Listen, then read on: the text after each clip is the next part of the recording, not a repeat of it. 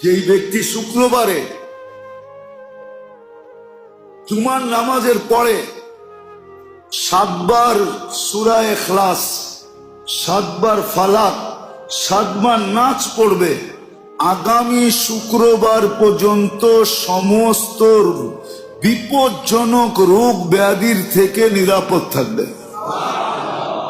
হাদিসে আছে, ফাজাইলুল ইখলাসের ভিতরে দেখা নিয়েন। ফাজাইলুল ইখলাস একটা কিতাব আছে, যারা উলামা আছে এদেরকে বলতেছে, ফাজাইলুল ইখলাস একটা কিতাব আছে, ওটার ভিতরে লেখা আছে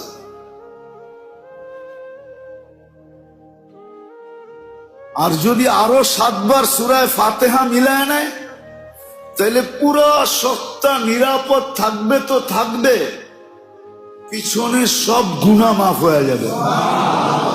কাফারাতুজ যুনুব।